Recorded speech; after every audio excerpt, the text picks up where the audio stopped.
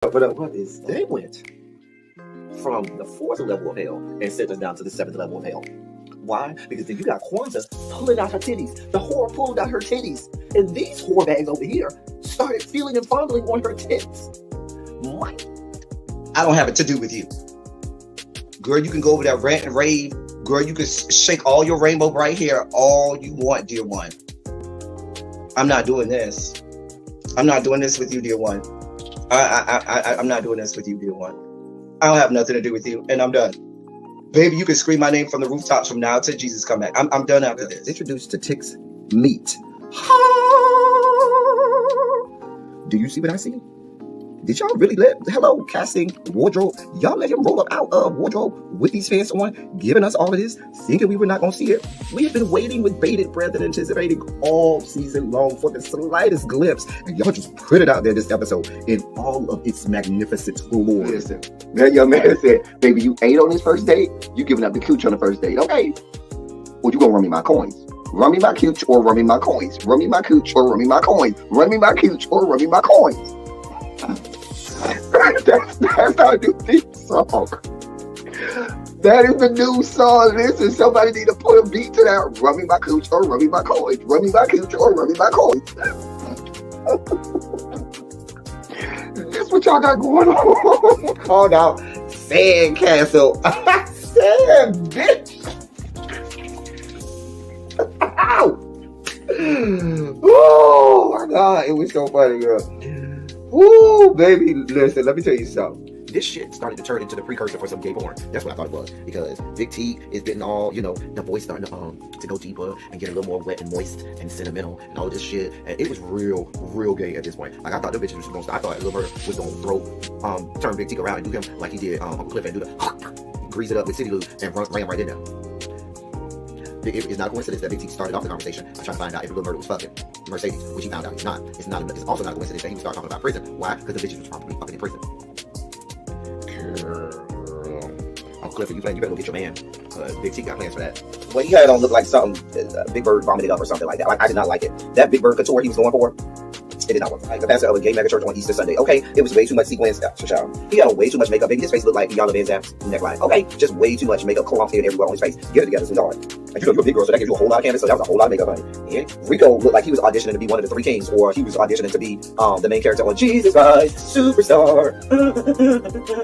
Girl, Wayne, did you have on a blue thong or a blue G-string or something? If you did, I want to see it. Hit me up in my DMs, I do want to see if you have a blue thong or a blue, jock strap or something like that. I'd love to see it too. Anyway, but I liked it with the turtleneck. Now, Troy.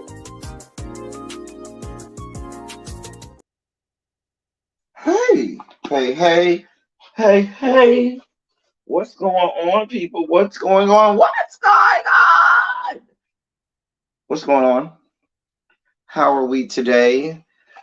Okay. What's going on, y'all? I am here. We are here.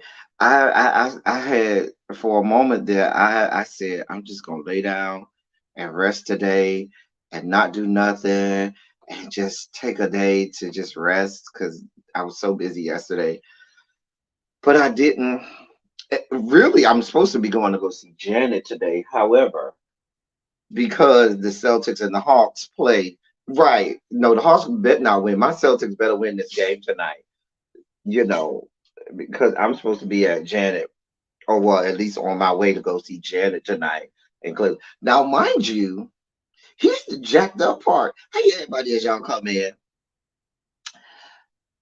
Taylor Swift is playing at the Atlanta Falcons Stadium, and Janet is playing right next door at the Atlanta Hawks Stadium, which means that the fuckery and fuck shit and fucktitude that will be traffic in and around getting to and from that. Oh, God. I don't know how I'm gonna do it. I might have to do the MARTA or something. I'm not driving in that mess. That's gonna be a mess.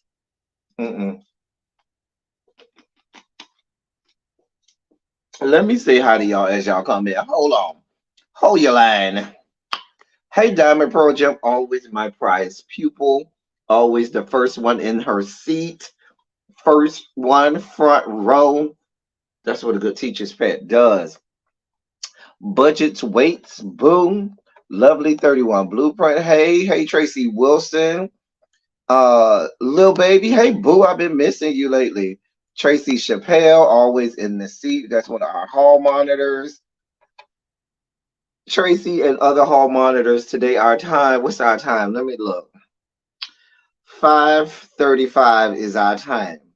At 5:36, that's it. Late bell is at 5:35. Please be clear.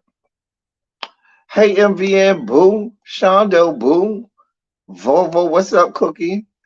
Um, I want a whole month to rest but work, child. Hey Tanya, boo. We got to get together, Tanya. We do. Lady Magio, hey boo. Lemon Kush, Pepper, child. Montre. All these people back. It sucks that Janet concert got postponed until child. But you know what? It might go better because that's a Friday night, and after the concert, we could just go to a bar, have more drinks, get more plastered, and so it might end up being better. It might end up being better. I'm just saying. I thought you were. I was supposed to be at the Janet concert. Hey, Sweet Pea 724. What happened was because the Celtics did not beat the Hawks on Tuesday in Boston. That means that they had to have a game 6 tonight in Atlanta, and the Janet concert is at the State Farm Arena where the Atlanta Hawks play. So that's why I'm not on my way to Janet concert. Don't worry, I'll be there. I'm gonna go to the barber tomorrow, get all cleaned up and jazzied up. Excuse me. And then we'll go do that tomorrow. Um Work is getting in the way of my personal life. It's hard keeping up with lives and getting some child. Harold, what's good, bro? What's going on, Harold? Boom. My surgery's on Friday. Okay. Y'all have fun at y'all's concerts. I want to go to Vegas City, but I don't think that's going to child. Yeah, we do. But I'm headed home to. Oh, you going to Houston? You gonna be on 2 wheels tomorrow? Okay, we'll go when you get back. You gonna be on 2 wheels all the way to Houston? That's a long ride on 2 wheels. I know you're gonna have fun though. Can I just tell you how funny it is that Mickey Mouse keep that big foot on his back? Listen, Mickey Mouse said, "We're not here for your fuck shit, Governor Death Sentence. Here's a big boot to your throat and back." Hey, Janae Boo, what's going on? Mm, mm, mm, mm. Whew. So y'all, Really B and Abby are gonna be here this weekend. I don't know what's gonna happen when they get here, y'all. Y'all should be concerned because y'all know when the three of us get together. Child, we don't got nothing planned either. We don't even know how this is gonna go down. We'll see. Anyway, so a couple things, and then we'll be out here. Y'all know we'll be out of here by 6:30, so we can transition over to Really B. Really B is not going to. She may not go live today. I'm sorry. She has an event today with her family, so she probably won't be going live today. So y'all have me to deal with. Okay, you're not doing the two. I was about to say that's a long trip, Tanya, on 2 wheels. Should you put up money for bail? I mean, y'all can put up if y'all want to, preliminary put up money for bail. Go right ahead because we may need it. I'm not going to those awards. I don't have the type of time for these type of people. Mm-mm. I don't have the type of energy. So let's get started. Should I get my sugar spiky stories out of the way first? Should I get those out of the way first? Y'all let me know. Should we get our spiky stories out? I feel like getting the spiky stories out of the way first, so we don't have to deal with them, and that can, and that's one less thing that we have to deal with. I'm about to act now. We don't have nothing planned. And you know, when you don't have anything planned, that's the wrong answer because that gives you more time to act up and do the wrong thing. I'm just saying. Yeah, I think that's what I'm gonna do. Let's go ahead and get the spiky stories out of the way. Um, yeah, yeah. Let me get my sugar spikes out of the way. Let me see. I got my three, four. I think I got four spiky stories. So we're gonna get these out of the way. Excuse me. Hey, Monk Chip Boom. Shout out to all my members and the members only chat. Child, they be doing a lot. Ladies and gentlemen, non-binary gender conforming members of our audience, it is now time for our Sugar Spike segment.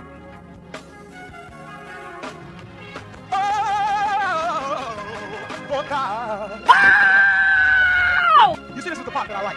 Major sugar spike. So long, I want to fight. That he gave his only begotten son. Major sugar spike. And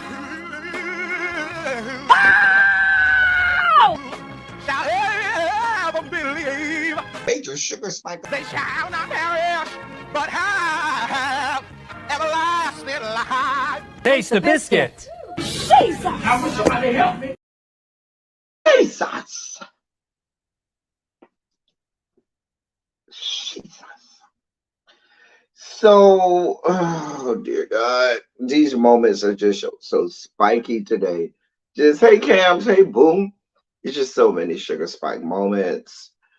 Oh dear God, let's try to knock them out. The first one involves y'all's girl. Oh dear God, Marjorie Taylor Greene.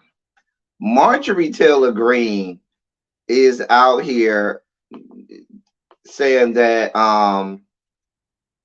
Randy Weingarten, who's the head of one of the largest teaching unions, she's the head of the AFT, the American Federation of Teachers. But Marjorie Taylor Greene is out here saying that Randy Weingarten is not a real mother because she's a lesbian. Let me read this to y'all. U.S. Representative Marjorie Taylor Greene has added to her record of outrageous and anti-LGBTQ plus statements by saying that step parents aren't really parents and repeating her assertion that pandemic-related school closures caused gender dysphoria. Let me read that again. U.S. Representative Marjorie Taylor Greene has added to her record of outrageous and anti-LGBTQ plus statements by saying that step parents aren't really parents and repeating her assertion that pandemic-related school closures caused gender dysphoria.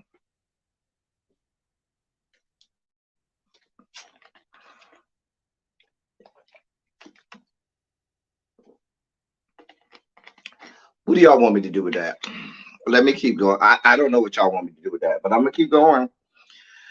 During a Wednesday hearing of the House Select Subcommittee on the coronavirus pandemic, the Republican Congresswoman said witness Randy Weingarten isn't really a mother and was therefore not qualified to give advice of school closures. You have to read this stuff twice because there's no way you believe that this shit is real life. Like, you just can't believe that this is real life. Let me say this again. During a Wednesday hearing of the House Select Subcommittee on the coronavirus pandemic, the Republican Congresswoman said witness Randy Weingarten isn't a real mother and was therefore not qualified to give advice of school closures. Mind you, this is the head of the American Federation of Teachers, but she's not qualified to give any advice on school closure. Weingarten, president of the American Federation of Teachers, is married to Rabbi Sharon Kleinbaum, and they have two daughters whom Kleinbaum brought to the relationship. Weingarten described herself as a mother by marriage and thanked Kleinbaum for being at the hearing. Green said Weingarten made recommendations to the Centers for Disease Control and Prevention on school closures, even though she is, quote, not a medical doctor, not a biological mother, and really not a teacher either. End quote. Let me read this again. This is the kind of stuff that you just be like, y'all need to just stop making this shit up. And you're like, no, I'm not making this shit up. This is a real thing. The whore is just fucked up in the head. Let me say this again. Green said Weingarten made recommendations to the Centers for Disease Control and Prevention on school closures, even though she is, quote, not a medical doctor, not a biological mother, and really not a teacher either, end quote. The last time Weingarten taught full time was in 1997. Quote, none of your advice had to do with to stop the spread of COVID-19. Green said it was all about teachers staying home. I'm going to play an excerpt of what this fucktard, this ass clown had to say. So this is what Marjorie Taylor Greene tweeted out. She tweeted out, a video, and the caption for the video is, here I question Randy Weingarten, not a doctor, not a mother, and not a teacher, nothing but a political activist. She destroyed our children's education with her unscientific guidelines to the CDC that forced our kids to stay home. Let me let y'all hear this bullshit. Thank you, Mr. Chairman. Ms. Weingarten, are you a medical doctor? I am not. Are you a mother? I am a mother by marriage. By marriage, I see. And my wife is here with me, so I'm really glad that she's here. Rabbi Sharon Klein. Ms. Weingarten, and you haven't taught school since the 90s, so you're not a teacher anymore. I am actually, Representative, I'm actually on leave from my teaching position, and this fall I will be teaching as a guest teacher at Cornell, my alma mater. When was the last year you taught? 1997, is that correct? The last time I taught a full class was June 1997. Okay, that's been quite a long time, approximately 26 years ago. Do you believe in the First Amendment, Ms. Weingarten? I believe in the Constitution, including the First Amendment, of course. Oh, great. Well, I'd like to remind you of one of your tweets here where you agreed that my suspension on Twitter, in your own words, politicians shouldn't be exempt from standards about spreading misinformation. Green has repeatedly shown reckless disregard for those standards. This suspension is justified. This is your tweet just last year, January 2nd, 2022. I was suspended for my statements about COVID-19 as a member of Congress, by the way. And also, I'd like to point out by the emojis by your name here, it looks like you're more of a political activist than anything. Clearly, unfortunately, you think Ukraine comes before the United States. I'm not sure what the black flex is. I mean, is that digital blackface? But congratulations on graduating from school. But I'd like to know it is about honoring Black Ms. Weingarten, I reclaim my time. I didn't ask you a question. Sorry. What I'd like to talk about is your recommendations to the CDC as not a medical doctor, not a biological mother, and really not a teacher either. So what you did is you advised the CDC. Mr. Chairman, that's excuse me, this is my time. You advised the CDC to have schools provide remote work options for staff that have documented high-risk conditions. who are increased risk for severe illness from COVID-19 to limit the risk of workplace exposure. Telework, virtual teaching opportunities, modified job responsibilities, environmental modifications, scheduling flexibility, temporary reassignments to different job responsibilities. None of your advice had to do with to stop the spread of COVID-19. It was all about teachers staying home. And there was big results of that. Let me tell you, I am a mother, and all 3 of my children were directly affected by the school closures, by your recommendations, which is something that you really can't understand.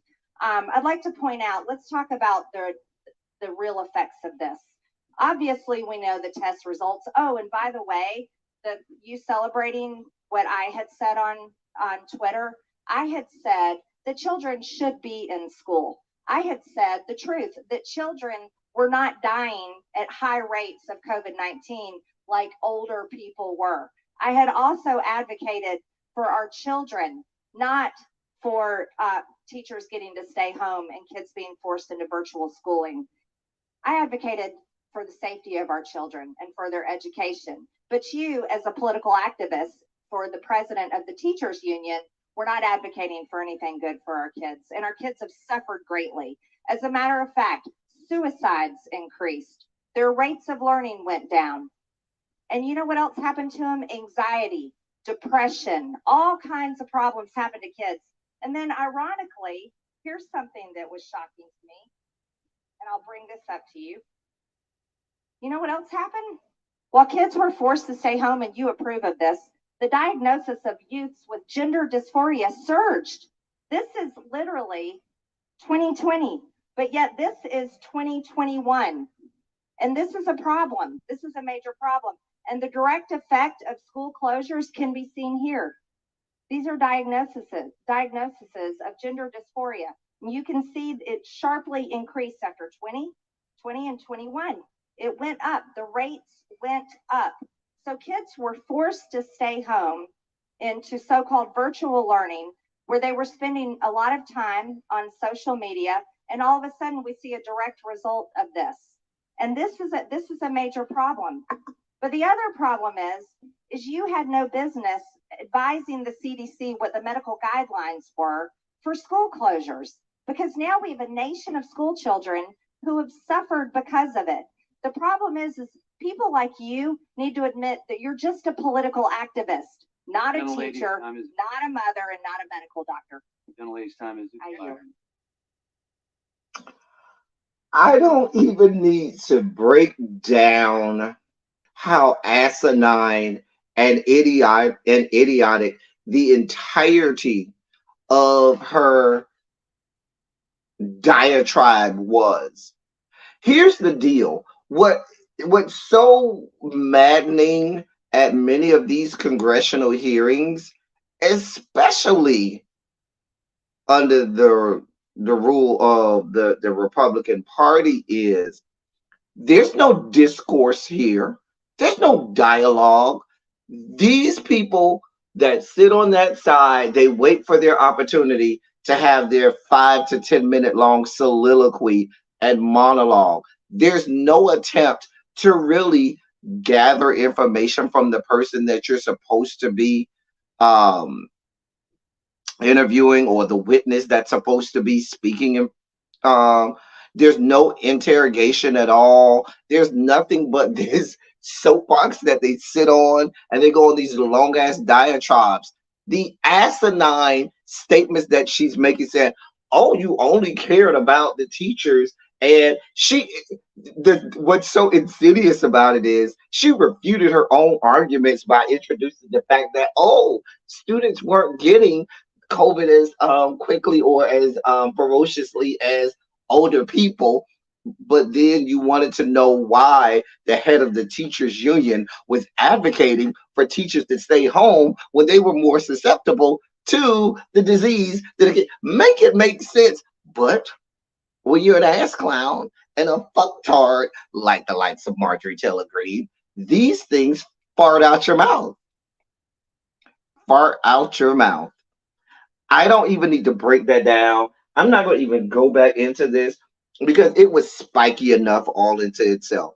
sitting there being forced to listen to that. I apologize to you because that's about 5 or 6 minutes of your life you could never get back. Having to hear the proverbial fingernails scratching the chalkboard, Marjorie Taylor Greene's voice.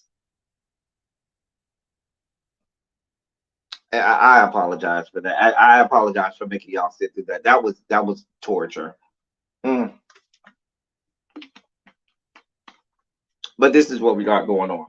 So in her estimation, kids staying home from school so that people don't die because of COVID-19. You know, kids being told to stay home from school so they don't carry a deadly disease home to their parents and grandparents and family and loved ones, causing them to die. Them having to stay home was the wrong thing to do. And in addition to that, staying home from school causes children to have gender dysphoria. I wonder if what happens during the summer though. Is there a spike in gender dysphoria claims and diagnoses when the summertime comes and kids are home all the time? I mean, where is this information? She had this chart up there. We have no idea where this chart and this data comes from. She didn't quote any research. She didn't tell you where it comes from. She didn't tell you anything. For all we know, it came from one of these QAnon websites. We don't know where it came from. But what we know is she's an ass clown who doesn't deserve to have a microphone. And here's what makes America one of the worst places on this planet. You give an ass clown like Marjorie Taylor Greene an open microphone to spew her rhetoric all over the place. And then I have this story. Follow up to the story that I gave you all on, what was that, Tuesday?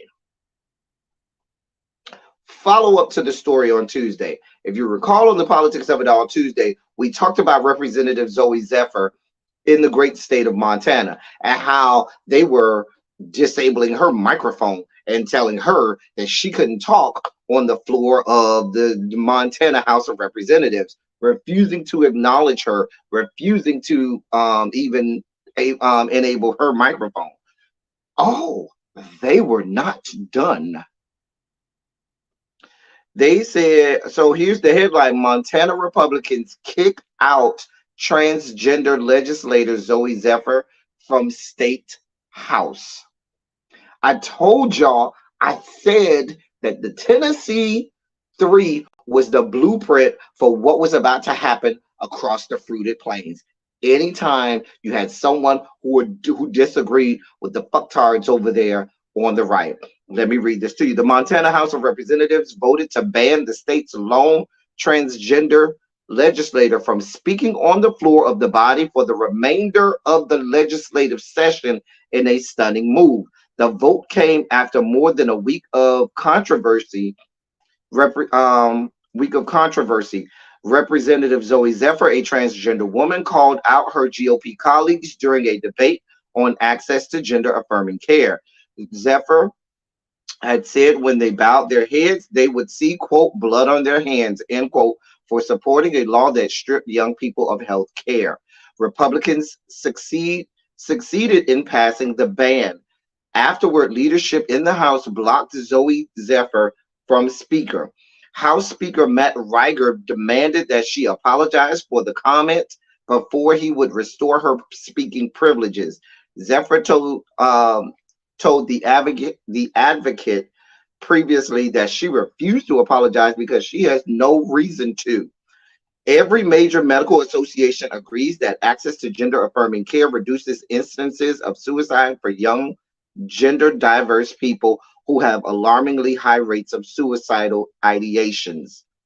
On Monday, Zephyr's supporters chanted in the gallery to get Republicans to let her speak. Zephyr held up her microphone as a way to symbolize that she was amplifying their voices. We reported on that on Tuesday.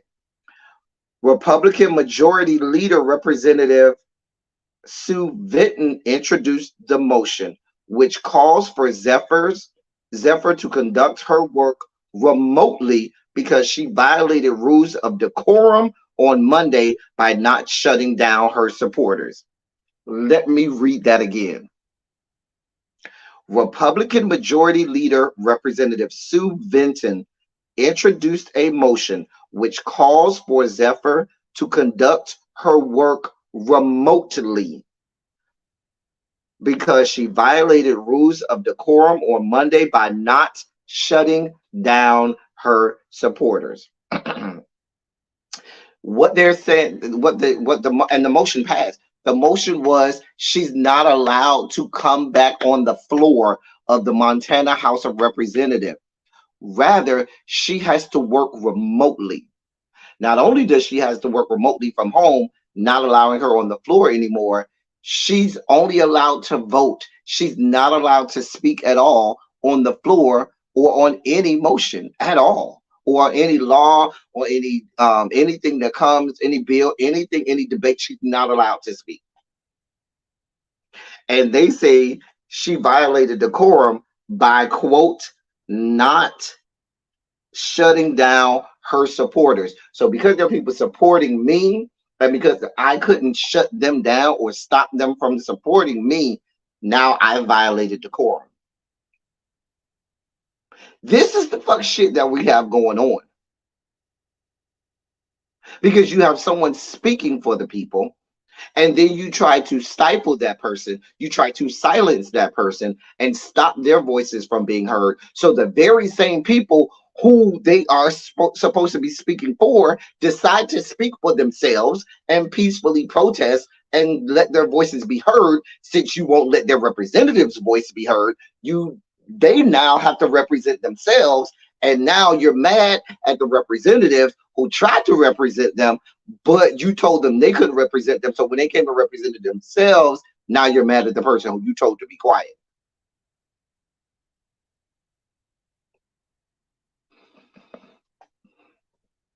This is what we have going on.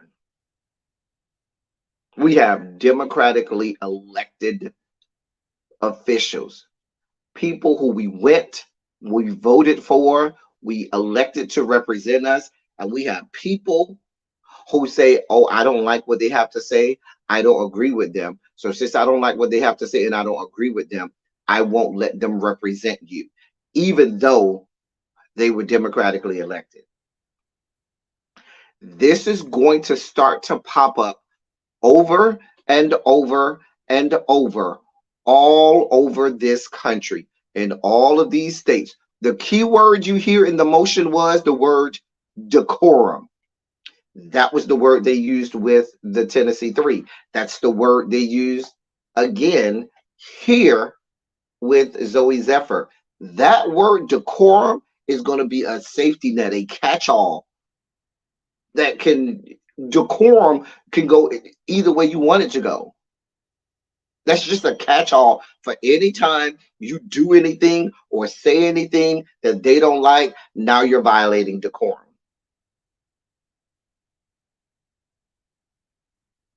This is a real thing, people. This is a real thing. They basically expelled her without an official expulsion, because what they learned from Tennessee is when you expel someone, and if they either get reappointed by that city municipality, or they get reelected, you can't re-expel someone. You can't expel someone twice for the same thing.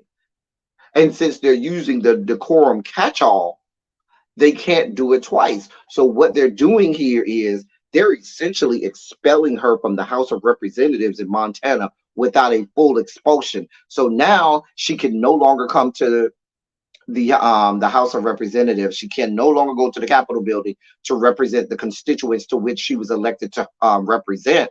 She no longer can speak on any debate, on any bills, on anything in the Montana House, but we'll let you vote only remotely from home. Out of sight, out of mind.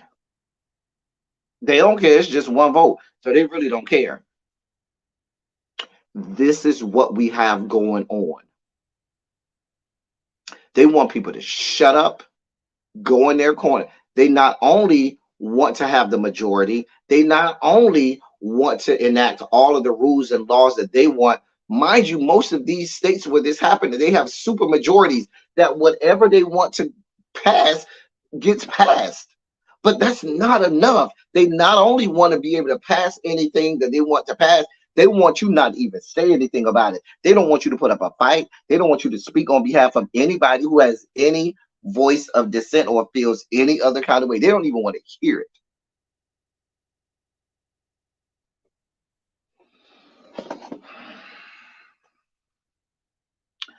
I'm sure, to answer your question, Harold, I'm sure that someone is looking into it.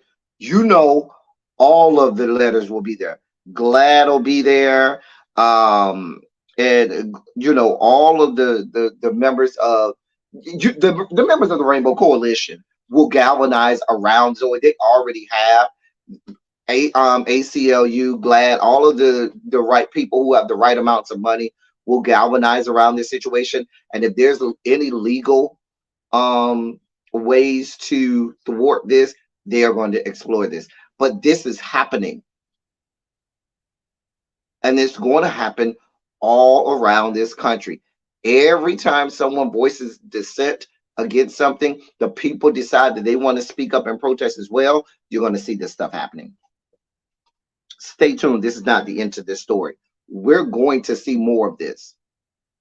We had just talked about the fact that these people were playing reindeer games and basically unplugged her mic and told her, no, you can't talk on this floor. And so now you have them making passing motions that says she can't even step foot on the floor of the state of Montana's House of Representatives, a body that she was duly elected to serve in and be able to address the floor. This is what y'all have going on. It's expulsion without the actual term.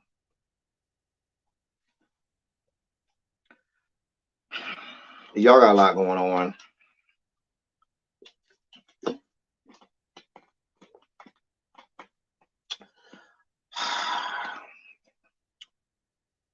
In more spiky news, because hold on, I feel a sugar spike coming on. We need a quick song to break up the monotony. I feel the sugar spike coming on. Come on, give me. I need it. I need it.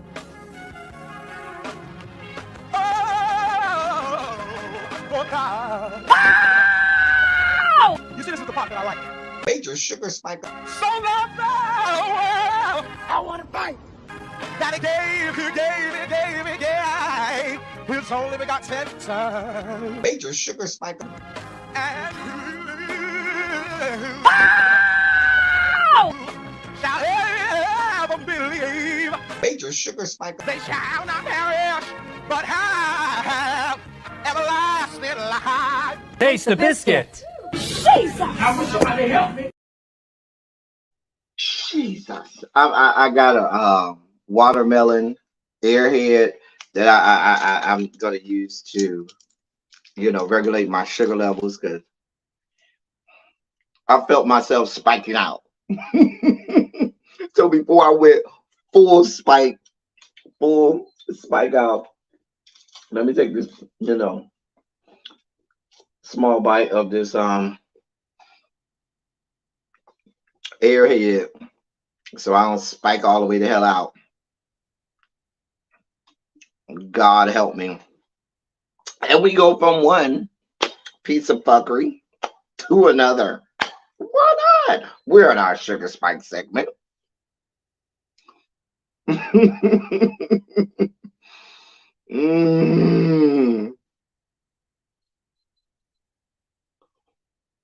Here's the headline. Michigan middle schoolers sue for the right to wear Let's Go Brandon gear. Just take another bite here. Don't know what y'all want me to do with that. Mm-hmm. Mm-hmm. Oh, you heard me. Hey, Xavier. Hall monitors, hall monitors. Our late bell was at 5:35. Hall monitors. Hey, Xavier, boo. Xavier looking at them like, I don't give a shit. I got a hall monitor sash. The fuck you want from me? Let me read that headline in case you missed the headline. Michigan middle schoolers sue for the right to wear Let's Go Brandon gear.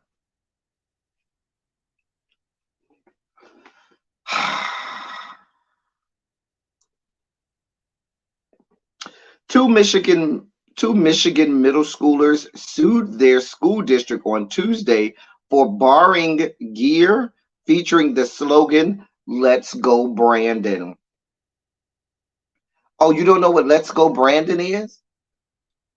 You don't know what "Let's Go Brandon"? Somebody tell Xavier what "Let's Go Brandon" means. The students who were ordered by school administrators to remove their "Let's Go Brandon" gear, which is a derogatory phrase targeted toward President Biden, alleged that the Tri-County area schools violated the First Amendment by discriminating against political expression that is positive toward former President Donald Trump or negative toward President Joe Biden.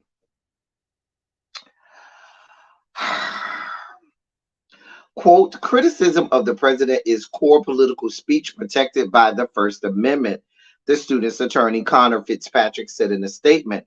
Whether it's a Biden sticker, Let's Go Brandon sweatshirt, or gay pride t-shirt, schools can't pick and choose which political beliefs students can express, end quote.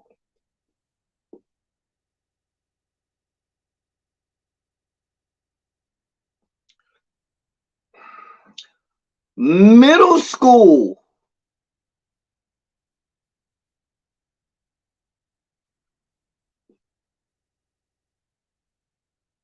Middle school. The lawsuit notes that students at the school have been permitted to wear apparel expressing their political and social messages, including but not limited to apparel expressing support for LGBTQ plus rights. And there it is. They believe that someone wearing an LGBTQ shirt is a political statement when that's not a political statement at all. That has nothing to do with politics, more to do with somebody living and being a person and being a member of society, being about the fact that we have people dying right now because of who they are. We have people not allowed to have, life, liberty, and the pursuit of happiness simply because of who they are. It's not a freaking political statement, but that's the problem. They have a problem because they're it's always an agenda. Oh, you let the gay people wear, you let the LGBTQ people wear stuff that says LGBTQ stuff. That has to be a political statement. So I wear my Let's Go Brandon. Middle school.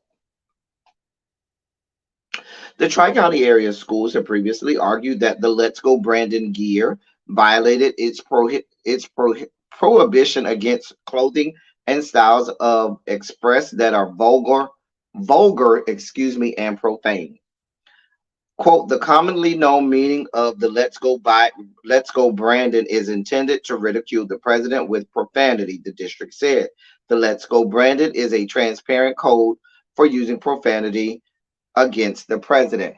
Xavier, I'm surprised you didn't know. We talked about the origins of Let's Go Brandon. When it first came out, we reported on that here. That's because you be skipping class. You be skipping class. But when that first came out, remember it happened at that, I believe it was a NASCAR event. I believe it was a NASCAR. It was the NASCAR Formula One. I believe it was NASCAR. But it was a NASCAR event, and they just started chanting they started chanting F Joe Biden, but when you listen to it on the TV, it sounded like they were saying, let's go, Brandon. And so people started posting clips of it and posting under, and the caption said, let's go, Brandon, which became code language for fuck Joe Biden, because that's what it sounded like on through the television and through the videos that people they said that's what it sounded like. So then there became shirts, but they have whole flags. I've seen American flags where instead of the star, the section where the stars is, it says let's go Brandon. All of that. I'm just saying. This is a mess. Middle schoolers are suing the school district. Now here's what my belief is. I don't believe that these middle schoolers are the ones suing. I believe their parents want to get that propaganda all over that school site and wants their kids to be their own billboard for their hatred, discrimination, bigotry, and racism. Because where does it end? You start letting them wear Let's Go Brandon, then a host and a slew of other racist, bigoted, and discriminatory shirts and hats and whatever else is all over the campus. Most, if not all, school districts have a policy that says if you wear something and what you wear is overtly offensive or vulgar, they will not allow it. Now, there was a case, a very famous case, I believe it was in Texas? I forgot where it was. Really, people will tell me, but it's a very historic case when you learn educational pedagogy, where the students wore black wrist armband, and that black armband was a protest, and the schools told them that they were protesting the Vietnam War, one of the war, Korean War, and the school told them that they couldn't, and it went all the way to the Supreme Court. The Supreme Court ruled that it violated their First Amendment right because there was no wording on there. It was just a black wristband. There wasn't anything vulgar or a word or any wording. There wasn't any political slogans. It was just their silent protest. That was a violation of their First Amendment right. But if you specifically have a slogan that is outwardly and overtly vulgar, the school has in almost every school student code of conduct, language that says no, we can't have that. You want a child to wear a shirt alluding to fuck the president, but you don't want a child to know the history of black people.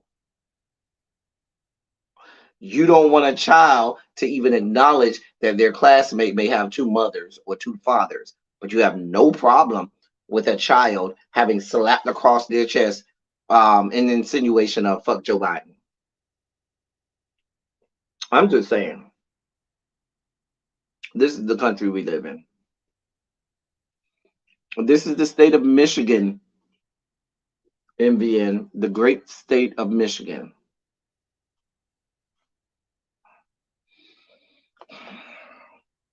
In other spiky news, y'all's boy finally came out of hiding yesterday and released a 2-minute video on Twitter. Tucker Carlson, Tuckums. That 2-minute video has already gotten 57 million views in 24 hours. Mind you, the president's re-election video that he put up still ain't even got 50 million views. But Tucker Carlson's 2-minute video coming out of hiding, he ain't say nothing in the video, so don't worry. Already got 50 million views, 57 million views in 24 hours. If you need him, he'll have a job in no time. We won't cry for him. We don't care.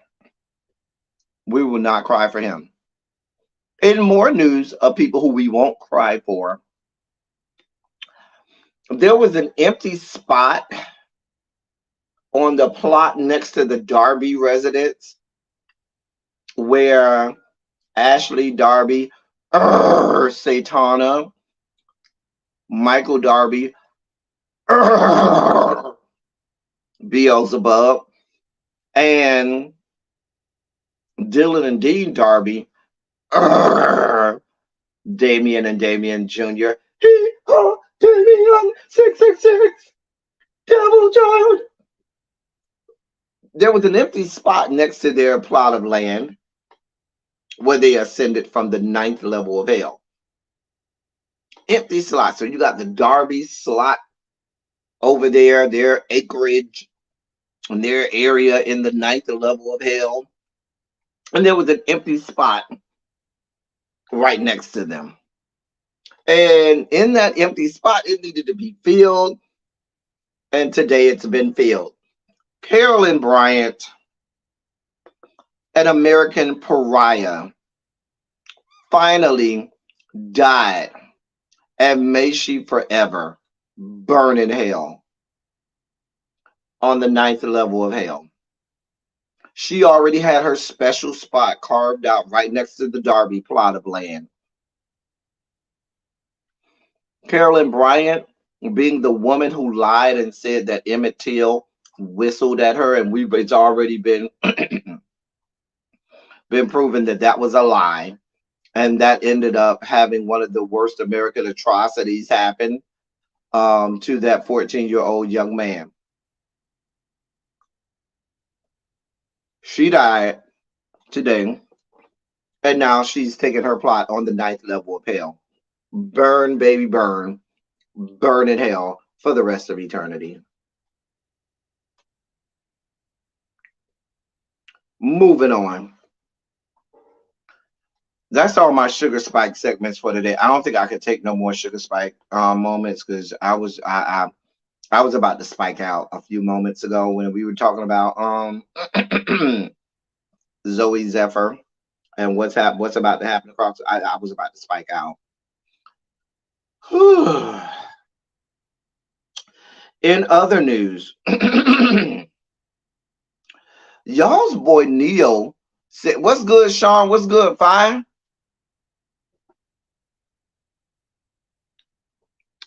Don't worry, Sean. See one of the hall monitors. They'll take care of you. Don't worry about it. I got you. I can give you a hall pass. Hall monitors, y'all give my frat brother a hall pass. He gets a hall pass.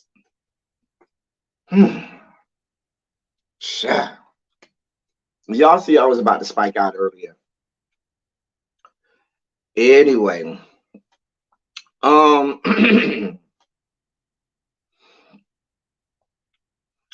y'all's boy Neo says that his DMs are open.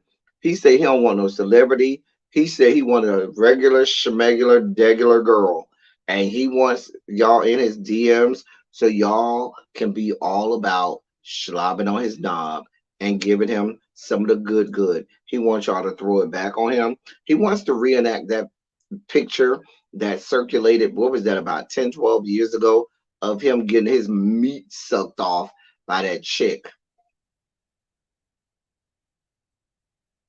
I'm just telling y'all now, hey, I mean, he ain't the cutest thing in the world, but as long as he keep on a hat, he's palatable. He ain't the cutest thing in the world, but as long as he keep on a hat, he's palatable, I guess. The meat is all right. Ain't nothing. Listen, Abby, the man, said his DMs are open. He said he's single and his DMs are open. He don't want a celebrity girl because he said that. Let me read this for you. Let me read this for y'all. TMZ linked with Grammy winner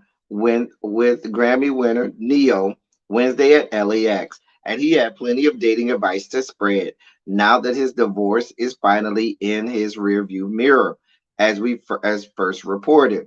According to Neo, the single life has been enjoyable so far, and he has plenty of dating options, as he's not exclusive to one particular person.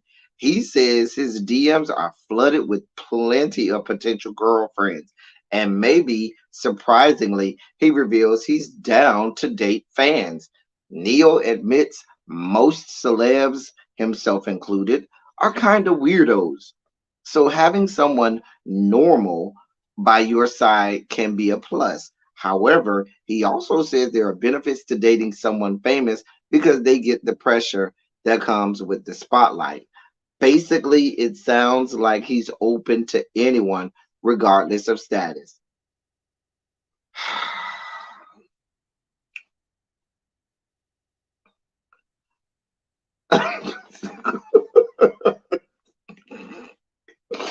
Tracy, you ain't never lied. What do y'all want from me? Neo said he wants y'all to get in his DMs, come over his house, ride his lap, and rub on his big bald dome. He got a big head, a real big head. He said he got, now the meat ain't small, it ain't little, it ain't like gargantuan, but it's a decent size. You know what I'm saying? The man say, listen, my DMs are open. I am ready to give you all of this good. I could take you out, we can go out to a good dinner. He got a nice little piece of change. You know what I'm saying? He ain't hurting for money. He done wrote music for a whole lot of famous people. So we know he ain't hurting for money. As long as he keep them child support payments coming. So the man say he got time now. Now that the divorce is over. Child. Evie in the chat, y'all. Y'all know Evie's gonna be here this weekend. It's gonna be a whole situation this weekend. God help us this weekend. God help us this weekend. So listen, the man say he got time. He don't got to take care of no baby. He got money to pay for a nanny. He can go see the baby when he done doing what he do, and then keep going back where he need to go. The man say he got time. Hit him up in the D. Xavier, if you want a piece of it, you can go hit him up in the DMs. I'm sure he'll oblige you. The man say hit him up in his DMs. All right, MVN, take care, boo. Listen, the man say he got time. He got time because he ain't got nothing else to do. The divorce is settled. He don't got nothing else going on. Baby, listen. What do you want? See him in his DMs.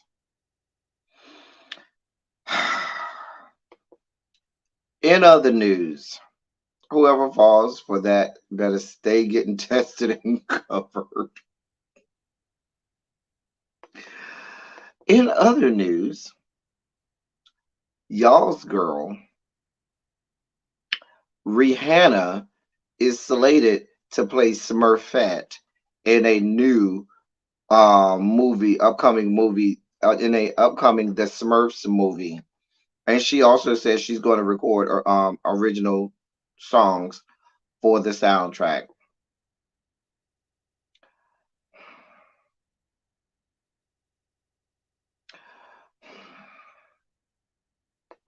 Like, I don't see, when I see Rihanna, I just don't see Rihanna being Smurfette. Like, she doesn't, no, she don't give me Smurfette.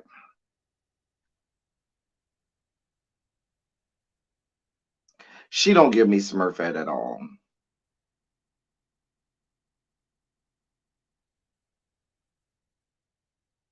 She don't give me Smurfette at all. Who will we have play Smurfette? Like, first of all, Rihanna.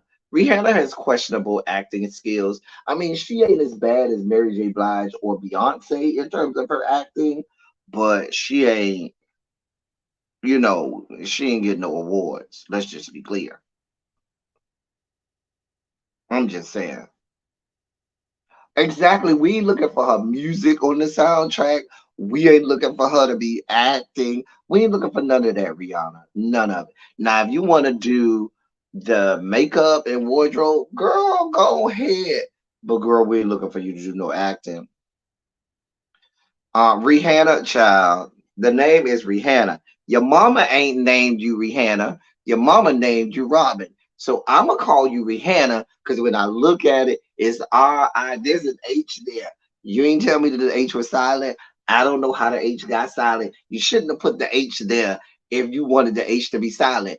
If you could make up your own stage name, why would you add ancillary letters that just are just thrown in there for no reason? So you threw the H in there. So I'm gonna enunciate the H. Rihanna. Your name is Rihanna.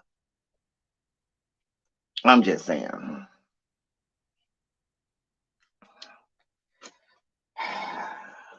The woman's name is Rihanna.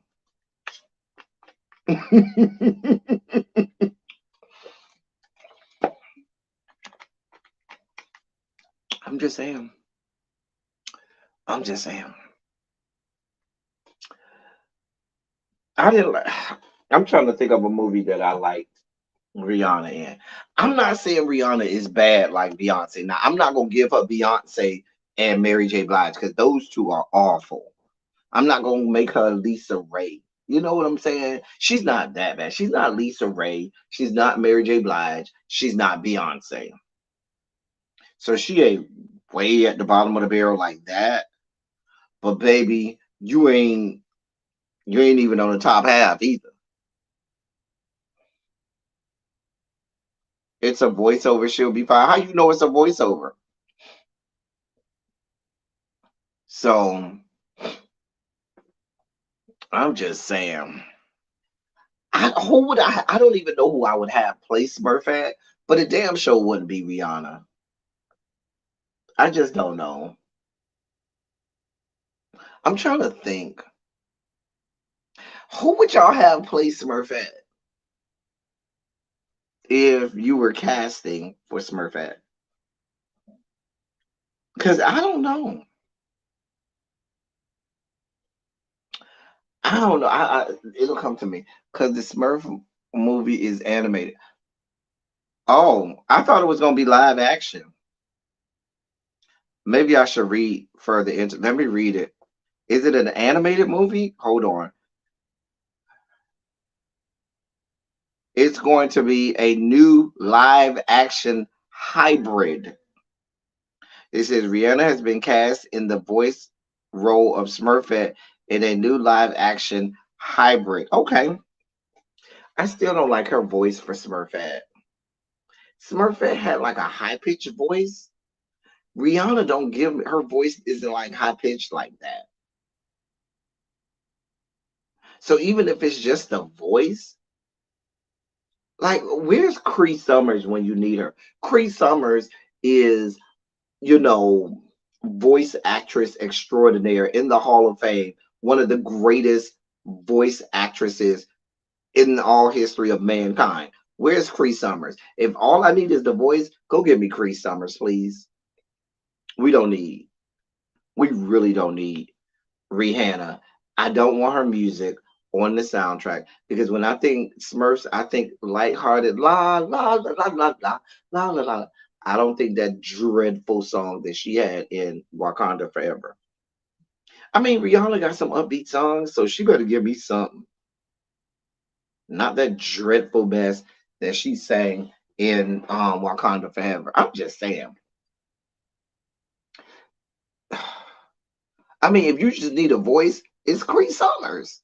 Rihanna? No. I'm just saying. I'm just saying. I did not see the last Smurf movie. I did not, Xavier. I stopped watching the Smurfs as a little boy. I don't know that I've ever seen a Smurfs movie. I saw the Smurfs cartoon with Gargamel and Azrael, you know. But yeah, no.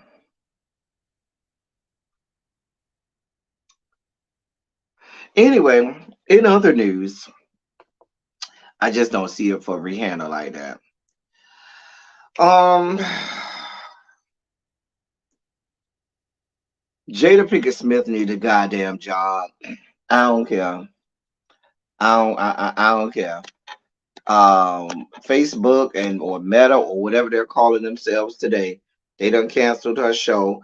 She say they're looking for a new home for Red Table Talk, or in the immortal words of Alexander Rogers, Jada's business. Shout out to Alexander Rogers. But I don't think man, go on over there to Tyler. Tyler and I think Byron Allen bought out BET. And if they, or I don't know if the ink has dried on that deal yet, but when the ink dry on the deal with Tyler and Byron Allen um buying out BET, maybe there's a spot for you there. I don't know. I think there's this possibility for you to be there. That could get them some traction there. You know, the people like to watch it. They should get good people to come on there. So I could see her having a landing spot. I don't think that this is the end of the Red Table Talk. Um, the deal hasn't been finalized. They okay, so we're still waiting for the ink to dry on that. So whenever the ink dries on that, go on over there to Tyler and Byron, and maybe they can give you a 1 hour, an hour. Now I don't know if you have the bandwidth to do. Maybe you could do like on the it could be on a weekly thing where on the weekend, on a Saturday night or a Sunday, you do it because I don't know if we can stomach Jada, her mama, and her daughter 5 days a week. No. No means no, and yes means no. Listen, I'm enjoying the moment. Now, I'll be honest, I've never watched a single second of Red Table Talk. Never seen a single second of it. Never watched it. I've never seen a single second of it. The most I've seen is still pictures of people, like on an article. If something big came out of it, and the blogs would have it, they might have a picture of them sitting at the little table, but I've never seen the actual show ever. Maybe they could do it on YouTube, right? I don't know. Hey, Miss Baythang, boom. I've never seen the show. Have no idea no idea. I just know she got her mama on there. She got her daughter on there. I, listen, the show gone. You need she needs some money. They need some money over there. Will Smith, and I'm not saying that they're hurting for money. However, rich people need to continuously have money coming in so that they can live, the lavish lifestyles that they've gotten used to living. So, um, she they need some money coming into the household. I'm just saying. So she should have just put it on YouTube in the first place. Maybe Facebook was giving her a better cut because YouTube gonna get their money, baby. They don't play around. YouTube said we getting our cut of this good money.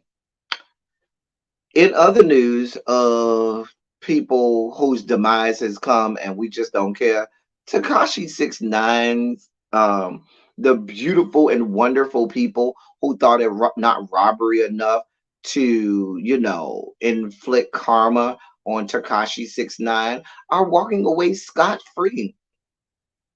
Scot free.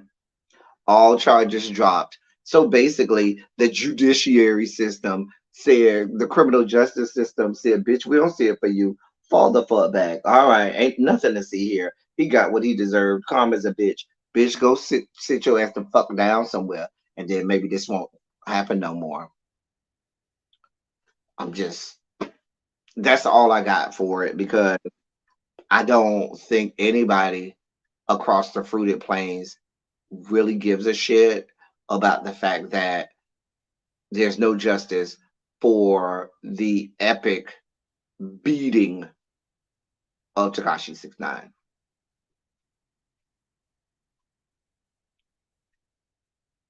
I'm just saying. Justice was exactly justice was served, Cams. It is what it is. It is what it is. What Xavier said. I mean, Will just had one of the biggest box office hit. Was Bad Boys 3 that big of a when? I don't even remember when Bad Boys 3 came out. Let me, and I don't remember it being that. Let me see. Bad Boys 3 box office. It probably did do good. I don't know. Let me see. I don't even know when that movie came out. It came out during the penny in 2020. And it made a nice chunk of change. Sure did. However, that was 3 years ago. There's a lot of money that was spent 3 years ago. And I'm sure, yeah, that was 3 years ago. It made 426 million. However, in the grand scheme of movies nowadays, people spend 426 million making a movie. Let's see how much it costs to make that movie. Hold on, let's see. Because that's the real question. How much did they spend to make the movie Bad Boys 3? So they didn't spend that much money to make it. So they made a good piece. They've spent $90 million to make it. So 426 million, that takes you up to 336 million, which isn't bad. However, box office, you know, you gotta get to 10 digits in order for it to be a box office smash. You gotta get to the billion with a B, you know, gross. In the 21st century, in this time day and age, if you ain't got 10 digits in your how much the movie made, baby, it's not, you ain't do what you were supposed to do. You know, I'm not, well, I shouldn't say that. You made money, but being a box office smash, you got to be hitting 10 figures. Got to hit 10 figures. I'm just saying. But Xavier, nobody even wanted to see Tekashi 6ix9ine sex tape. Who the fuck wanted to see any parts of Rainbow Bright and her sex tape? I'm sorry, you might not even know who Rainbow Bright is, Xavier. Xavier, I know you have no clue who Rainbow Bright is. Rainbow Bright, Xavier, go Google Rainbow Bright. Rainbow Bright is is a cartoon from back in the day. Bright is I think it's spelled Bright is Brite. I don't think it's Bright. I think it's Brite for Rainbow Bright. But go look up Rainbow Bright and look because she had the hair that was like rainbow hair or whatever. Or she always wore the rainbows and stuff like that. So I think of Rainbow Bright when I think of him. So no, that is not true. What I'm saying is I'm not here for people descended from the Caucasus Mountains anyway. So if you send me meat attached to somebody descended from the Caucasus Mountains, I'm telling you, I don't want to see it. That's the first thing. Secondly, I look at Tekashi 6ix9ine and I feel like even by me looking at him, I need a penicillin shot. He just looks unsightly. He looks dirty. He looks unkempt. So, no, Diva One, the days of you hitting 100 million and you being a blockbuster hit, that has gone. Nowadays, think about it. They spent $90 million just making the movie. And that's cheap nowadays to make a movie. So if you spent $90 million to make a movie and all you made was 10 million, baby, that's not gonna cut it. They're looking for billion. If you want to be a box office blockbuster hit, you got to hit the $1 billion mark. That was one of the thresholds that for like when Wakanda was coming out, the second one they were wondering if it would hit the $1 billion mark again, and it did. So, but yeah, you can't. $100 million is nothing in today's age. It's nothing. It really isn't. It's not a blip on the map. Watch it. Let me look up highest grossing movies in 2020. Let's see. Highest, since that one came out in 2020. Grossing movies in 2020. Now, it might have made the top 10. Let's see. All right. So, in 2020,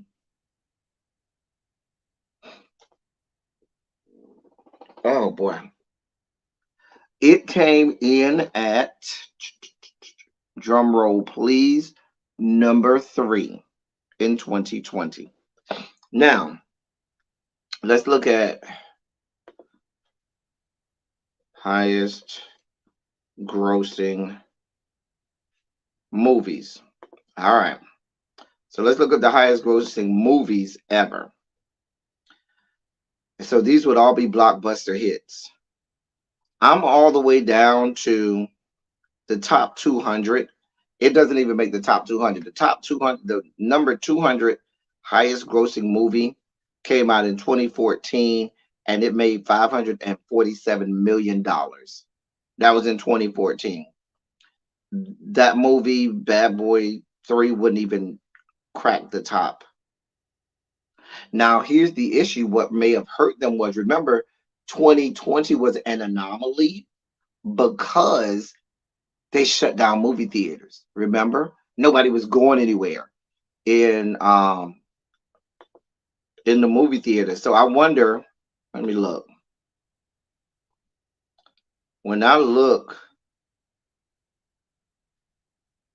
look at the year before in 2019, the top grossing movies in 2020, I told you the number 3 was at 426 million. The number 3 movie in 2019, the year before they shut down the movie theaters, was 1,450,000,000. So you see what I'm saying? 2020 was an anomaly. So you didn't have people that were going, they shut down the movie theaters. So, and if that movie had made that much in 2019, it would have made the 20 spot, because number 20 in 2019 made 417 million, and that movie in number 19 made 431 million. So if they made that much in the year before in 2019, they would have been at number 20. They would have been at number 20. That's why I say, and if I go back to 2018, the top number 10 in terms of gross in 2019 was at 801 million. Number 9 was 1 billion. So the top 9 movies in 2019 had over $1 billion. In 2018, the top 5 had over $1 billion. The top 10, number 10 had 654 million. So the top 5 in 2018 had over $1 billion. If I go to 2017, that's why I say the trend has been, if it's a blockbuster in 2017, it was the top 4 had over $1 billion. So blockbuster hits, meaning you top 5 of that year consistently for the last probably 8 or 9 years has been, I'm at 2016, top 4 had over $1 billion. Number 5 had 966 million. Now let's look at 2022, because 2022 is probably when you started to see the bounce back and you started to see streaming come in and so forth. So in 2022, we started to see the movies open back up. Remember, movie theaters open back up, and I believe this includes streaming as well. In 2022, the top 3 had over $1 billion. The number 10 spot had 480 million. The number 9 spot had 626 million. So there's a big gap between 9 and 10. And in I didn't look up 2021, huh? 2021, which is probably, this is probably all streaming.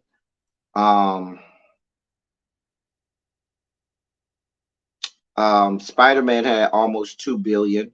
Number 10 had, yeah, this is still COVID. So you had number 10 with 408 million and stuff like that. So if you look at 2019, and then look at 2020 when you had COVID that went on. You see where it, perhaps if COVID didn't happen, it would have did better. But that, like I said, that was 3 years ago. That's a long time ago. This is the first time I didn't go to the movies theater to see John Wick movie. Okay. Um, where am I? Last story of the day, and it is some somber news. Listen, he gone, y'all. He gone, y'all. Jerry gone, y'all. Jerry done listen. Jerry Springer done went on to be with the Lord. We can't get our if you haven't gotten Jerry beads, you can't get it no more. I mean, I don't think Jerry was still. I think at this point Jerry's been in syndication for some time now because when cancer really started to take over, he stopped making the shows. I forgot what year the show stopped. But Jerry gone, y'all. We can't get no more Jerry B's. Shout out to Jerry Springer. Jerry Springer, however you feel, is probably one of the most impactful shows in television history. Think about pre-Jerry Springer and post-Jerry Springer and the influence that the Jerry Springer show has had on television. Prior to Jerry Springer, and even when Jerry Springer talk show first came out, it was like the traditional talk shows. It was like the Phil Donahue's, the Oprah's, the Sally Jesse Raphael's, and all of the other traditional talk shows where they really unpacked serious issues and so forth. And Jerry Springer started off like that. But baby, they were the first ones that started with the fighting, and it was off from there. We needed our Jerry. We needed Jerry. The thing about it is Jerry was a real one. Jerry had always had great comedic timing. He always knew when to throw in a one-liner. He always had great banter with the guests. Jerry knew his position. He knew he was a Jewish white man. He knew there were certain things he couldn't say. He knew there were certain things he couldn't do. He knew how to endear himself with any of his guests, no matter of their race, orientation, gender, no matter if they lied, told you whatever. Jerry, everybody loved Jerry.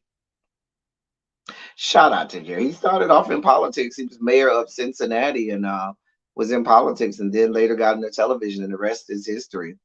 There are shows that sprang off of Jerry Springer. A lot of shows that sprang out of Jerry Springer. Jerry Springer is an American icon. And we will celebrate and miss Jerry Springer. Listen, listen. What baffles the mind is how people would come on Jerry. And then it got to a point where people knew, okay, I'm here on Jerry. What's up, Jerry? Because I ain't come here for nothing. You came to tell me something. What it is, bring them on out here now. It got to a certain point where people would just be like, listen, go ahead and bring them out, Jerry, because you won't come to the Jerry Springer show for nothing nice. Come on, bring them on now. I wore my tennis shoes today. I ain't got on no earrings. I'm ready to fight. Okay. Steve Wilkos was security and then got his own show. Yep. So I mean, it's a whole institution. I look at clips of Jerry all the time. Listen. And sometimes you get invested in the story sometimes when you hear the story and you be like, yeah, fuck that bitch up. Beat that bitch ass. And you be rooting for a bitch to get their ass whooped, though, Jerry. You be like, fuck that bitch up. Beat that bitch ass. Jerry. I wanted some Jerry beads. I really wanted some Jerry beads. I guess it's too late to get Jerry beads. Somebody could make some money off some Jerry beads. His estate could probably make some money selling Jerry beads. I'm just saying. When he gets mad, when he tells them to get off the stage and on the studio and out of the studio. Listen, how many people have revealed to their lovers or mates or wives or whomever that they done been cheating on Jerry? Even before Maury Povich started doing paternity tests and having the women fall on the floor, Jerry was doing Jerry. Because remember, Maury Povich used to try and do serious talk shows and stuff like that. And he saw Jerry was popular and said, "Yeah, let me get into the salacious talk shows." And he switched over and started doing the and then he cornered the market on paternity tests and lie detector tests. Or no, the best ones is when they think they're cheating with a woman, find out it's a man, and the whole crowd, as soon as the person comes out, say, "Bruh." Like whenever they're cheating with someone that they think is a woman and it's really not a woman. And so, but but here's the thing. Now here's what Jerry did, and even for our trans brothers and sisters, if you go back to the early days of Jerry, even our trans brothers and sisters in the early days would say, I'm a man." Then you saw it switch to "I was born a man." And then you saw it switch. They would just say, "I'm a woman." It don't matter how I was born. And we saw their evolution on the Jerry Show. Vividly remember they would the old ones back in the '90s. They would say, "I'm really a man." Then that switched to "I was born a man." Then in the later era, it switched to "I'm a woman." It don't matter how I was born. So listen. It gave a lot of there were some I remember there was a very famous show early in the Jerry years where um they really unpacked the D not it was called DO back then, but they really unpacked men that had to be in the closet, specifically black men and lesbians too, where it was a show that unpacked not just black men but all gay men but also lesbians. Like it was a really there was some really in all of the fighting and salaciousness, there was some good that Jerry did. Jerry is an American institution. It ain't gonna be another Jerry. I don't think they'll let us have another Jerry. But hey, who didn't like Jerry? Like who literally gonna tell you, "Oh, I couldn't stand that bastard Jerry"? People gonna look at you like, "Bitch, the problem is you and not us." Just saying. I watch it with my grandma. And we used to laugh. She still watch. Listen, I'm finna go when we get off here. We finna go all watch some clips of Jerry. I told you already. I don't think she's going live. Let me correct me if I'm wrong, but I don't think she's going live today because I know she has some stuff to do with her family today. So I don't think she's going live today. So don't look for Really B today, unless she does it late tonight. But I know she has said she has some things to do with her family. So that means y'all got time to go watch Jerry. I'm finally trying to catch up on Power. I made it through season 2. I'm on season 3 of Power Book 2. It's still maddens. It's still maddening dealing with the fact that y'all let 19-year-old Tariq St. Patrick. Like the problem I have with Power Book 2 is there's so many things that's just so far fetched in the story of Tariq St. Patrick that you just be like, "Now you know what? This just don't make no sense." And that's why I ain't really want to watch it. But my best friend made me watch it and told me I needed to catch up. So just for him, I'm catching up. I think I'm on episode 2 of season 3. I hadn't watched since the end of season 1.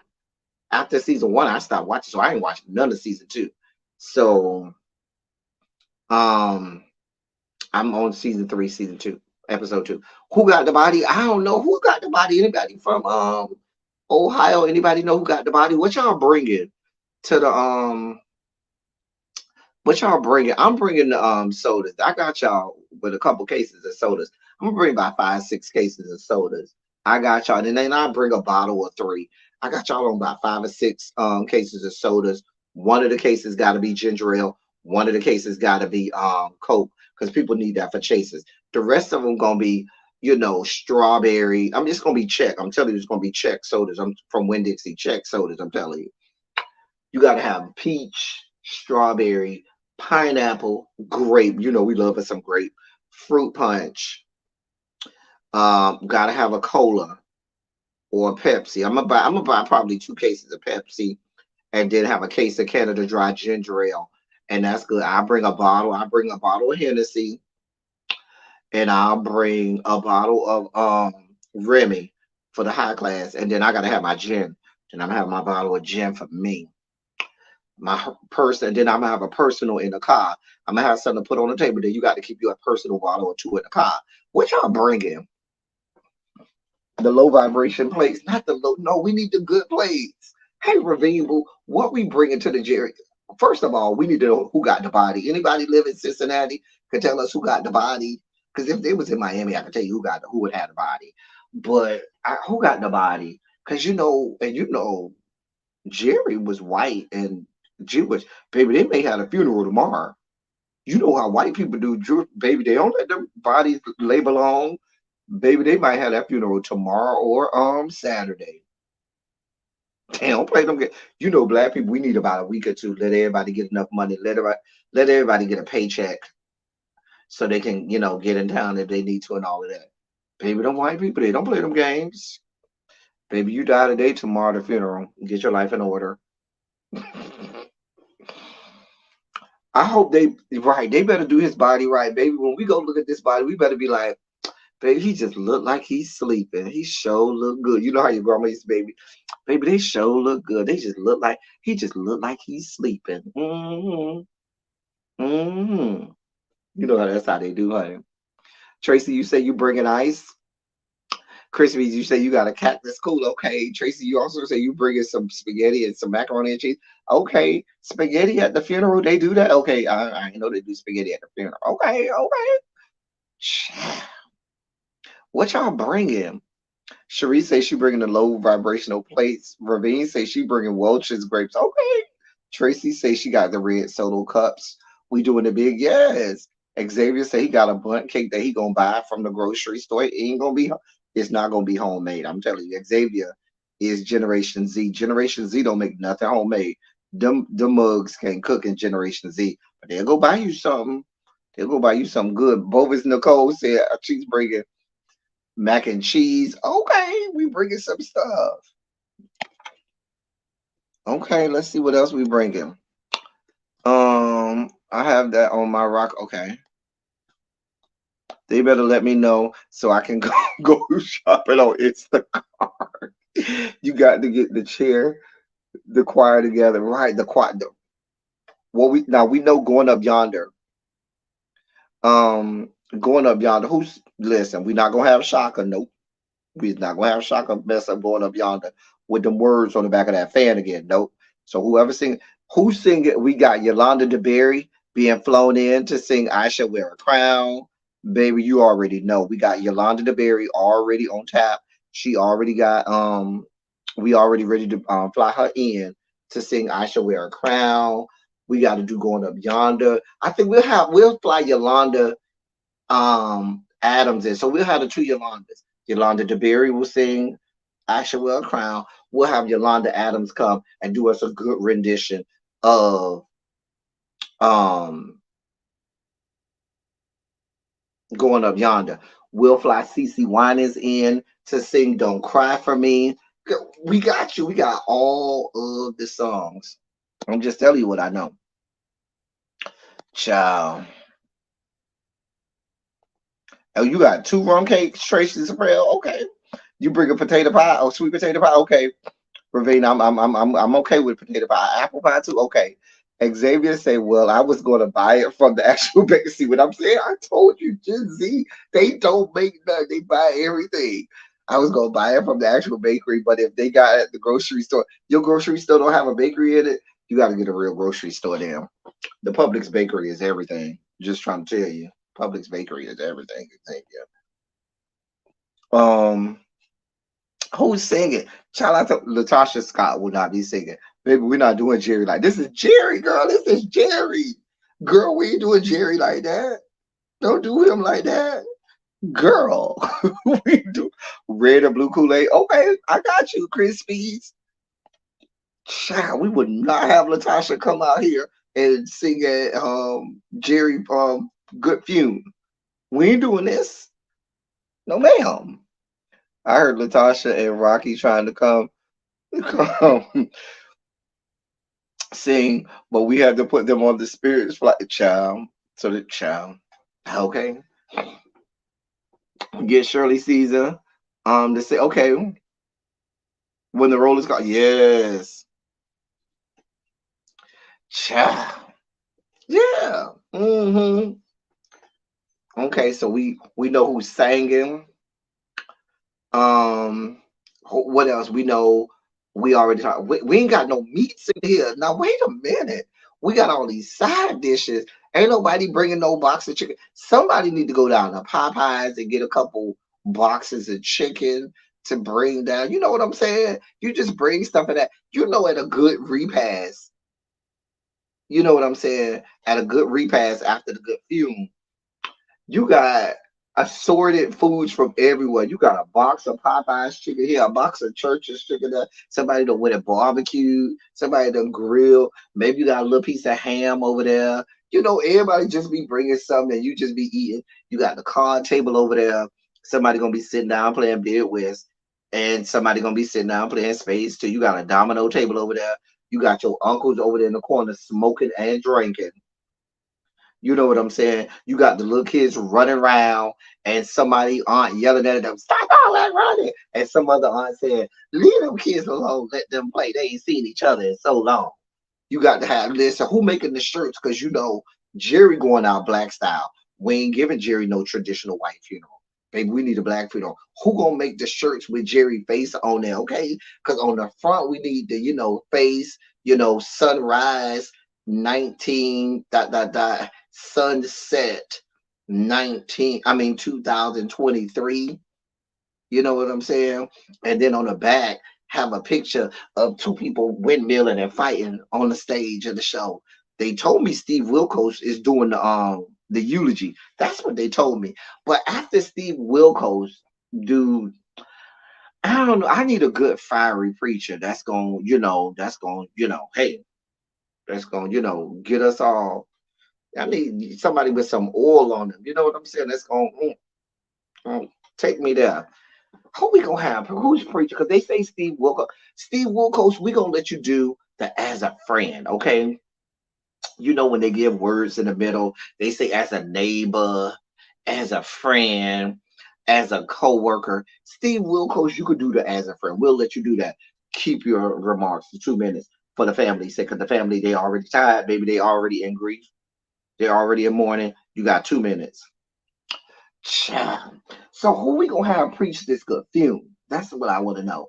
Who we having? Is we gonna have Bishop Jakes come in? Is he gonna have enough oil to preach this good fume? Who I'm trying to see who we gonna have. Who y'all want to preach this good fume? We got to take Jerry out right, y'all. We can't have Jerry going out wrong now. We got to have Jerry go out right. Yes, we need to color coordinate. Right. You got to color coordinate with whatever suit Jerry got on in the casket. Jerry got on a powder blue suit in the casket. We gonna have on a powder blue outfit and everything. The whole family, we ain't doing black because we ain't in mourning. We celebrating the life. So he got on a powder blue suit in the casket. We got on powder blue in the family. I'm just saying. We got to color coordinate. I'm just saying. Maury we gonna let Maury hit the program as a co-worker. TD, you're right. TD Jakes got too much going on. So who we gonna have preach the fume? Because we need somebody that's gonna be fiery, honey. Baby, we need to get a good shot down the aisle, baby. We need somebody with some oil. Baby, if you can't hit a key when you preaching and you can't modulate that key while you preach, baby, I don't want you up there, baby. We are already in mourning. We do not need somebody being all sad. I'm just saying, who's gonna preach this good fume? Budget's Wait says we got to get G. Craig Lewis. Okay. No, we ain't gonna have Al Sharpton. Love you down, Al Sharpton. We'll have you sit with the clergy, Al Sharpton, but I don't know if we're gonna have you preach. I mean, this ain't a situation where it's not one of those moments where it calls upon Al Sharpton to preach. We get your Russian frat brother to send your. Oh, you talk about Jamal Bryant. Okay. I don't have no problem with Jamal preaching. Come on, Jamal. I'm just saying. What else we need? Listen, we're gonna need about 26 limousines. We don't want the standard limousines. We want the Hummer limousines, okay? We either want the Hummer limousines or the Escalade limousines. We need the big limousines. We don't need those traditional limousines. We either getting the Hummer limousines or the Escalade limousines. We ain't doing them regular limousines. We're a little too bougie for that. We gonna need about 20 of them because we ride deep for Jerry, real deep. The rest of y'all that didn't make it into the limousines, y'all can ride. Go ahead and put on your bright lights and ride behind the funeral procession. Who's the pallbearers, baby? I don't know. Now let me see who we gonna have to be the pallbearers. Who's wait? Because we gotta have honorary pallbearers, and then we gotta have the actual pallbearers or active pallbearers. Now honorary pallbearers will have Ricky Lake, Sally Jesse Raphael, Maury, Oprah. All of Montel Williams, all of those people who had successful talk shows, they could be our honorary pallbearers. But who's going to be the actual pallbearers is the question. The actual pallbearer is going to be security from the show. The security from the show is going to be the actual. They're going to have on their black, black shirt, t-shirt, and blue jeans like they do on every show. Wait, I'm here for it. I'm here for it. Geraldo Rivera. I'm here for it. I'm here for all of it. Just saying. Who's gonna be the first one to start screaming when they open the casket? Now, are we gonna view the body before? You know how some places they do the viewing of the body right when you walk in the church before the service start. Some people do the viewing of the body toward the end of the service, in the middle of the service, right after the pastor get through preaching. I done seen both. It's much more sad. I thought, is Sally Jesse Raphael dead? Ooh. Let me look. Sally Jesse Raphael. Is she dead? No, she's still alive. She's 88. She's 88 years old, but she's still alive. Oh, I didn't know she was that old. Sally Jesse Raphael was born in 1935. Yeah, she's still alive. She's still around. She 88. She still got them red glasses. Mama is not giving up them red glasses, baby. Them red glasses, honey.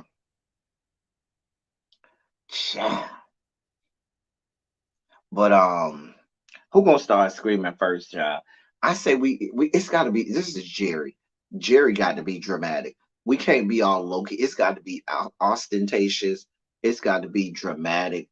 It's got to be real out there. So we viewing the body at the end of the service. We're gonna let the whole service go after the pastor get through preaching, and just before we leave, we're gonna do that final view, that departing view, and view the good body, and have the people roll all over the floor and scream and holler and roll all over the floor.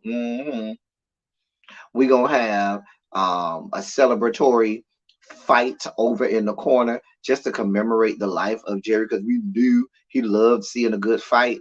So we're gonna have a whole fight off in the corner. We got this, y'all. We got this, y'all. We got the menu down. We got who's singing. We still ain't narrowed down who gonna be preaching, but we'll work on that. We still got some time. All right, y'all. Oh, y'all, we've been on here about an hour and 45 minutes. It's time for me to get up off here. I'm tired. I am tired. And I need to go rest. Listen, y'all.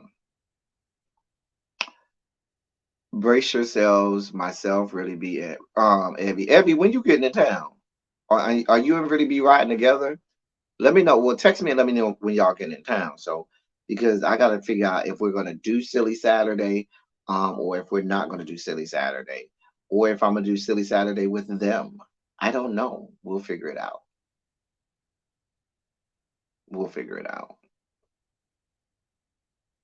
So,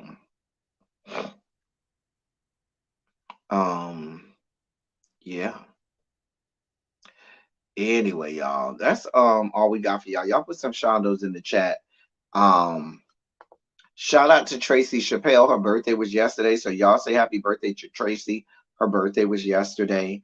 So let's put some shondos in the chat for Jerry and for Tracy's birthday. And shondos in the chat because Carolyn Bryant is in the ninth level of hell, burning in the ninth level of hell. We're gonna go and watch us some Jerry Springer clips when we get up off of here. Did I cover all my stories? Just checking. Yes. So we are good. I believe we should be able to do a silly Saturday this weekend, as long as we don't get too tied up with really being Abby. And Scotty's gonna be in town. Like everybody's gonna be in town. So you're not just gonna see me really being Abby. You know, Scotty will be here, and I know Josiah will be. There's gonna be a lot of people in town. So we'll be, hopefully linking up with everybody and having a good time and all of that good stuff. So yeah, and do all of the things. So we're gonna do that. I think that's all. As I always say, I love y'all. I love on y'all. Thank you all for being vocal, present, and active. Thank you for doing what you do. Thank you for any and all contributions that you make to the channel. They are much obliged and much appreciated. In my review of The Real House Skanks of Atlanta, even if I don't review it myself, and Darren Green will do the panel again, me and Darren Green. So I know we're slated to do the panel again. Am I going to do full and formal reviews? I don't know. Did I do last season? I don't even remember if I did last season. I know I did. I know we did the panel last season. The fact that I don't even remember if I did a full review last year is bad. I should remember. Hold on, let me see.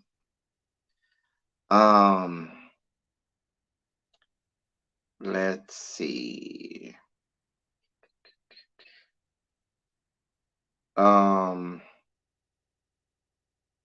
No, I don't think we did. We did the panel. We did the panel, but we didn't do yeah, we did the panel, but I didn't do formal reviews. Yeah, let me look here.